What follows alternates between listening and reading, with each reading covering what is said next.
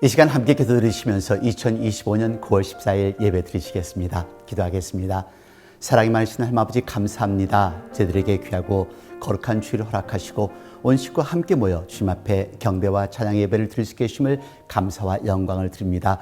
지구촌 곳곳에서는 전쟁의 소식과 잔재의 소식이 끊이지 않고 있지만 하나님께서 역사하여 주옵소서, 자비와 긍휼을 베풀어 주옵소서. 그리고 또 저희들이 먼저 믿는 자들이 그들을 향하여 사랑과 기도의 손길을 펼칠 수 있는 저희들이 되도록 만들어 주옵소서. 지금 이 시각에도 아파하며 신음하는 당신의 자녀들이 있사오니 말씀을 통하여서 새로운 힘과 능력을 체험할 수 있도록 역사하여 주옵소서. 예배 시종을 주님께 주관하시길 바라며 예수 그리스도를 받들어 감사드리며 간절히 바라옵고 기도드렸습니다.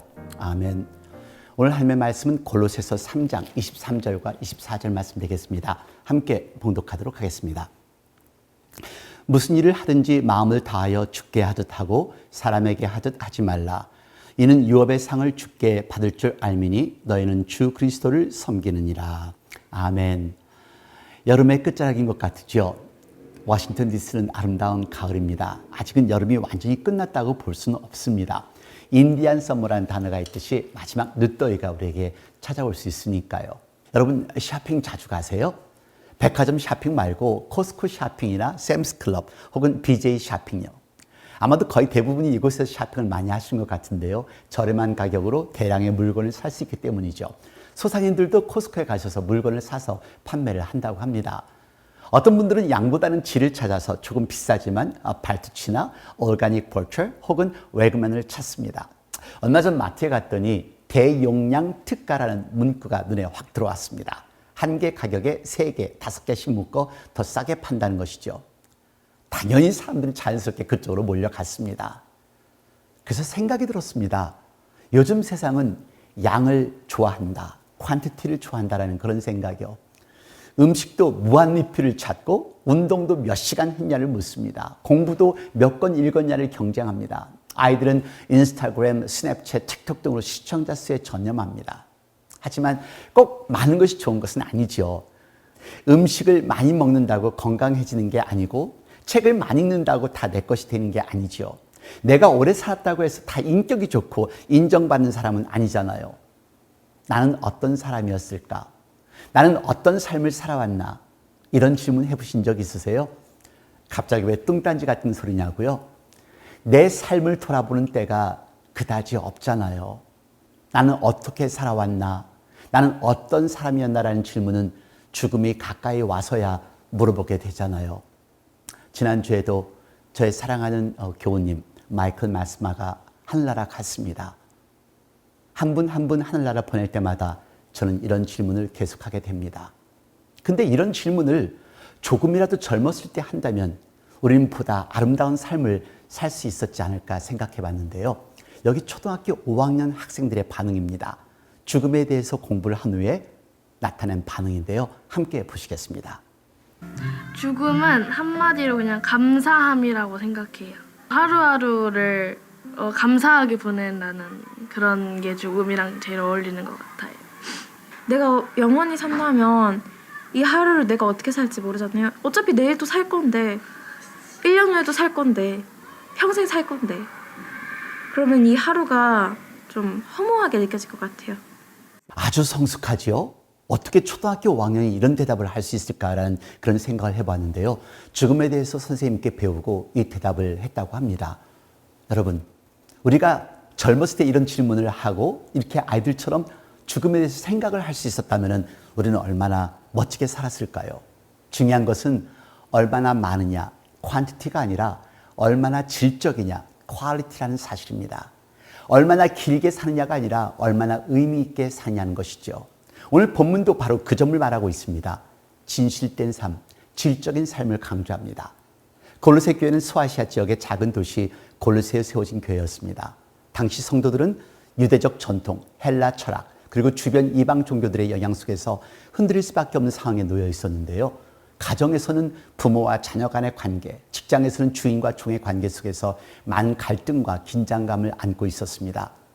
바울은 이러한 현실 속에서 신앙은 단순히 주일 예배당 안에 머무는 것이 아니라 가정과 직장, 사회의 모든 영역 속에서 드러나야 한다는 것을 강조하고 있는 것입니다. 그리고 그 기준은 단 하나, 사람의 눈이 아니라 하나님 앞에서 주님께 하듯 하는 자세입니다. 특히 바울은 당시 종들에게도 똑같은 말씀을 전했는데요.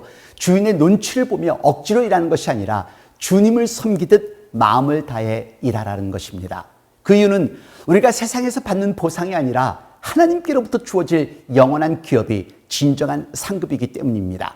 따라서 바울은 양적인 얼마나 많이 하느냐에 매이는 것이 아니라 어떤 마음으로 하느냐에 초점을 맞추고 있습니다. 오늘 본문에서는 교회 안에서 직분을 맡거나 교회 사역에 참여할 때 사람의 인정을 얻기 위해서가 아니라 하나님 앞에서 질적으로 충성하는 마음을 품어야 한다는 메시지이기도 합니다. 다음 달이면 새로운 회계년도가 시작됩니다. 교회를 위해, 성도를 위해 헌신할 분이 필요합니다. 그래서 오늘 말씀이 중요한 겁니다.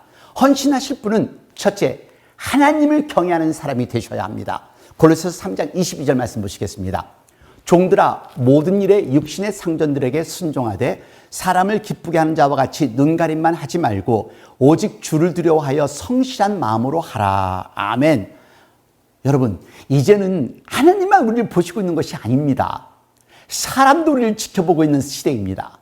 신호등에도 카메라가 있고, 가게를 가도 CCTV가 있고, 길가 모퉁이에도 카메라가 있고, 그리고 다 각자 셀폰을 가지고 다니면서 카메라로 찍습니다. 이제는 눈가림을 할 수 있는 시대는 지났습니다. 내가 하나님이 안 보이니까 하나님도 보실 수 없다 생각하시지 마십시오. 그래서 사람들은 범죄합니다. 여러분, 범죄라고 해서 사람을 죽이고 도둑질하는 것만 생각하지 마십시오. 하나님의 뜻대로 살지 않으면 죄를 범하는 것입니다. 성경대로 안 하면 죄입니다. 정말로 교회 열심히 다니고 직분도 받으신 분이 말이나 행동에 있어서 세상 사람보다 더 안 좋게, 더 사악하게 행동하신 분들도 있잖아요. 남 험담하게 좋아하고 부정적이고 나 잘났어, 나 많이 가졌어, 나 똑똑해 하는 분들요. 여기는 겸손이 없습니다. 사랑이 없습니다. 온유가 없습니다. 여러분, 오직 주를 두려워하여 reverence of the Lord, 그냥 무서워하라는 것이 아닙니다. 하나님을 경외, deep respect라는 것입니다. 사람은 속일 수 있어도 하나님은 못 속입니다. 하나님은 당신을 아십니다. 하나님을 경외하십시오. 그런 마음으로 일하셔야 합니다. 그분이 바로 양적이 아니라 질적으로 사시는 분이며 하나님이 원하시는 분입니다. 두 번째로, 헌신하기를 원하시면 마음을 다해 작은 것을 섬기는 사람이 되십시오. 오늘 본문 말씀 골로새서 3장 23절 말씀입니다. 무슨 일을 하든지 마음을 다하여 주께 하듯 하고 사람에게 하듯 하지 말라. 아멘. 사업이 파산되고 집까지 날아간 한 사업가가 있었습니다. 부인 생일날입니다. 무엇 하나 살 수 없었습니다. 한참 강둑에서 눈물을 흘리다가 강둑에 난 들꽃을 보았습니다. 이름도 모르는 들꽃을 꺾어서 부케를 만들어 부인에게 줍니다. 그러자 그 들꽃을 받아든 부인은 눈물을 흘리며 당신, 이 꽃이 세상 그 어느 것보다 예쁘고 아름답네 하면 남편과 함께 손을 부둥켜 안고 감사하며 눈물을 흘렸다는 이야기를 읽은 적이 있습니다. 모든 것은 날아갔지만 들꽃을 들고 간 남편의 사랑과 정성에 부인은 감동이 된 것이지요. 여러분, 우리에게는 이런 분들이 많으십니다. 누가 알아주든 안 알아주든 그냥 섬기시는 분들이요. 그런 분들이 계시니까 저에게는 지금까지 분열도 없이 다툼도 없이 아름답고 평화로운 도시의 시골교회처럼 지낼 수 있었잖아요. 여러분, 그냥 섬기십시오. 내 생각, 내 성격 다 내려놓고 그냥 섬기시기를 바랍니다. 하나님은 당신의 진심을 아십니다. 작은 헌신이라도 정성이 담기면 하나님이 기뻐하십니다. 하나님은 당신을 보시고 계신다는 것을 잊지 마십시오. 마찬가지로 사람은 인정하지 않다 할지라도 하나님께서는 당신이 열심히 일하시는 분이라는 것 또한 아신다는 것을 기억하십시오. 다음 주 우리들에게는 커뮤니티 페어가 있습니다. 어느 부서에서든 헌신하십시오.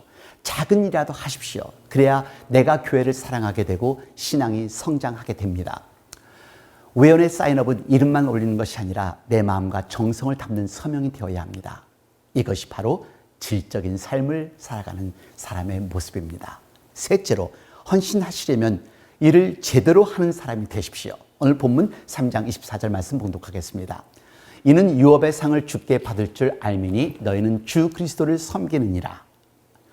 저는 겸손해서가 아니라 한 가지 잘하는 것이 있다면 끝까지 하는 것입니다. 예전엔 미처 몰랐었어요. 그런데 이제 인생을 돌아보니까 그것이 제 장점이라는 것을 알게 되었습니다. 사람을 사랑해도 끝까지 사랑하고 용서하고 또 용서하고 일을 해도 끝까지 하는 사람요. 그래서 하나님께서 저를 불쌍히 여기시고 미쁘게 보신 것이라 생각이 듭니다. 그래서 저는 후회가 없어요. 무엇이든 최선을 다했으니까요. 교회에서도 억지로 많이 일하시다 지치고 포기하시는 것보다는 적은 사역이라도 끝까지 충성되게 하는 사람이 더 중요합니다.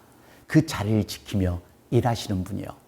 내가 잘할 수 있는 위원회를 찾아 집중하는 것이 하나님께 더 영광이 되는 일이라는 것을 기억하시기를 바랍니다. 그리고 일할 때는 입 다물고 묵묵히 하시는 겁니다. 오로지 하나님의 영광을 위해서. 아멘. 오케스트라의 한 명의 플루트가 제대로 소리를 낼 때 전체 음악이 아름답게 울립니다. 작은 악기가 큰 감동을 주는 것이지요. 교회 위원회 사역도 마찬가지입니다. 맡은 자리가 크거나 또 작게 보일 수 있어도 내 자리를 충성되게 지킬 때 전체가 살아납니다. 바로 이런 사람이 질적인 삶입니다.